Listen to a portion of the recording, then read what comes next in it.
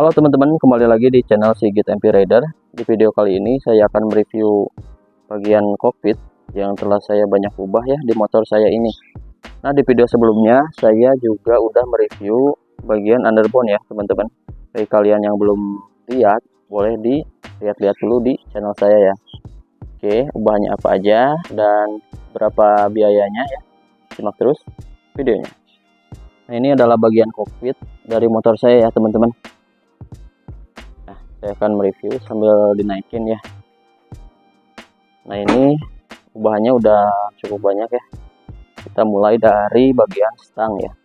Untuk bagian stang ini saya pakai stang MT25. Alasan saya memakai stang MT25 ini karena biar beda ya teman-teman. Kebanyakan yang modif stang itu biasanya stangnya pakai bison, stang protector ataupun stang RZR ya teman-teman. Jadi saya pakainya stang MT25 aja ya, biar agak beda juga. Nah, terus untuk tampilannya seperti ini. Ini untuk posisi ridingnya nyaman ya teman-teman, nggak terlalu ke bawah. Cuma itu juga harus memakai riser nih.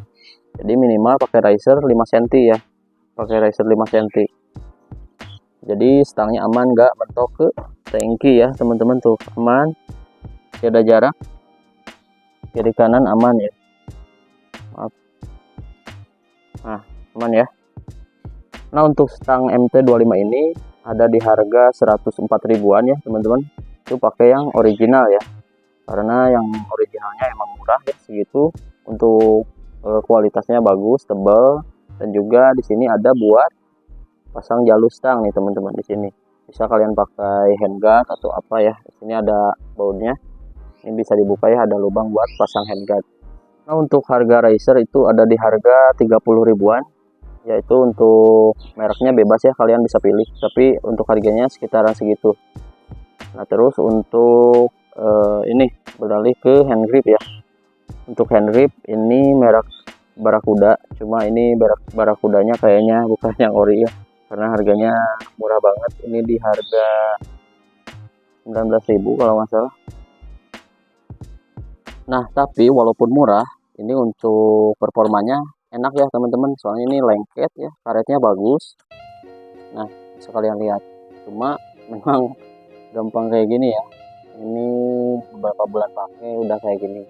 Memang enak sih kalau misalkan buat tarikan ini tanpa sarung tangan lebih enak ya, karena kerasa banget lengket.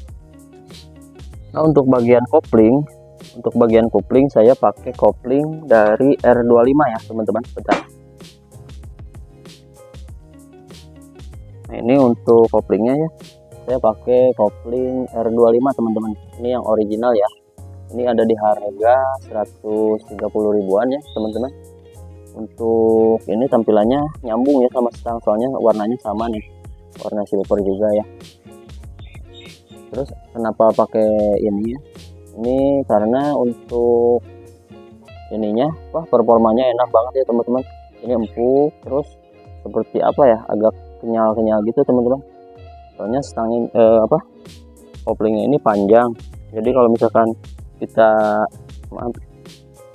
pijit gini enak ya, ini empuk. Cuma kekurangannya saat kita pakai kopling R25 itu adalah di bagian switch ya. Switch netral dari koplingnya ini nggak bisa dipasang ya, karena untuk dari bawaan koplingnya ini nggak ada ya buat masang ini. Jadi ininya saya ikat aja ya teman-teman, kayak gitu. Terus untuk bongkar pasangnya ini juga agak ribet ya, karena ini nggak bisa dibuka nih. Nah, ininya nyambung langsung ya, kayak besi bulat gini, langsung dimasukin ke dari ujung stang ke sini, nggak ada buat dibuka kayak gitu teman-teman. Ini cuma ada satu baut buat mencengin ya. Nah, kayak gini teman-teman. Nah, sekarang kita beralih ke master rem. Nah, ini untuk master rem ini saya pakai merek KRS ya. Ini di harga 270 ribuan teman-teman. Ini performanya bagus, soalnya ini udah pakai lama. Ini nggak ada bocor-bocor, nggak ada rembes ya di sini, aman. Ini udah pakai lama ya. Terus ininya juga bagus ya. Ini udah kepanasan, kehujanan, hitamnya masih bagus nih untuk plastiknya. Memang agak luntur dikit lah untuk warnanya. Nah ini kayak gini ya, ini warnanya masih cerah ya, walaupun udah pemakaian lama. Tapi ini handle-nya mungkin yang kalah ya, handle-nya jadi kayak gini nih, sering kepanasan.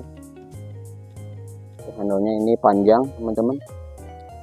Nah, ini kenapa pakai KRS ini, karena modelnya mirip-mirip sama Nissin ya, Nissin Axial ada tuh yang modelnya kayak gini. Cuma itu harganya lumayan, jadi ini versi low budget, tapi performanya bagus kayak gitu.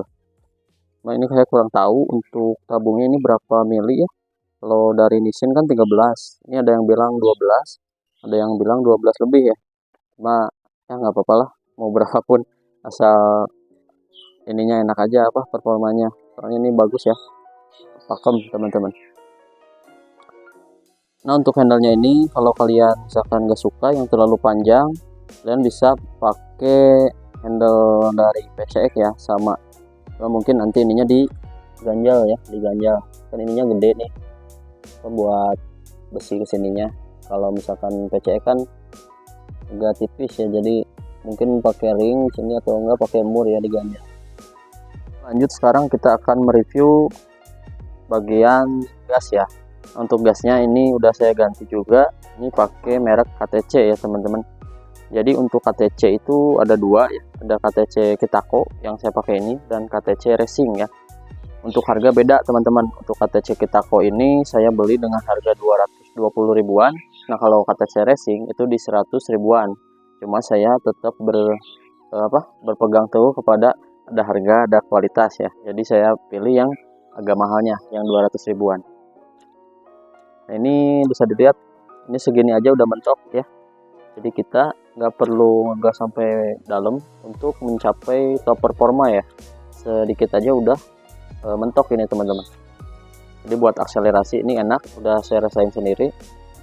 Nah untuk ini dalamnya udah banyak ubahan ya. Soalnya kalau yang bawaannya originalnya itu kayak kasar kayak gitu ya. Jadi saya gerinda jadi lebih smooth ya, lebih mulus, karena soalnya nggak semulus ini teman-teman. Terus untuk kabelnya juga saya pasang cuma satu ya, ini aja nih bagian yang narik. Kalau yang dorong itu ke bawah itu nggak saya pasang ya teman-teman. Itu juga bisa buat mengakali ya, biar lebih smooth teman-teman untuk gasnya. Nah bisa dilihat ya, itu maaf udah karatan gini.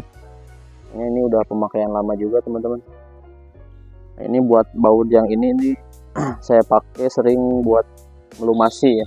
Di sini dibuka, ini dibuka terus masukin oli atau chain loop ya atau apapun ya. Jadi dalamnya nggak akan kering teman-teman.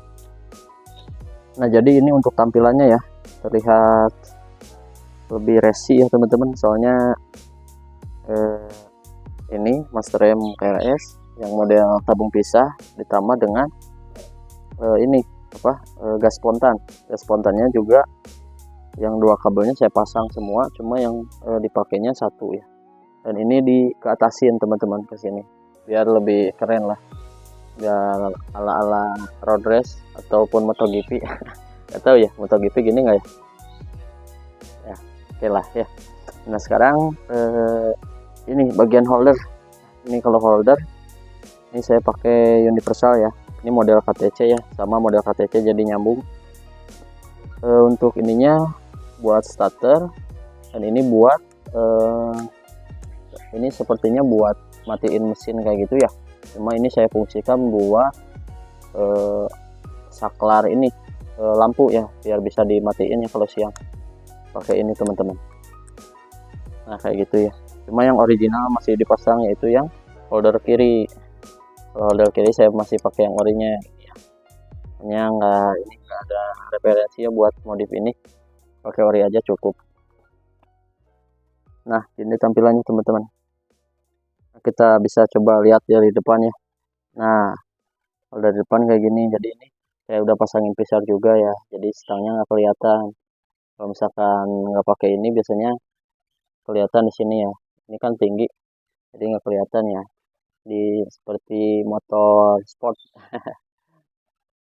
Teman-teman segitu dulu video untuk kali ini. Semoga video ini bisa jadi referensi buat kalian yang ingin modif bagian kokpit. Oke, thank you.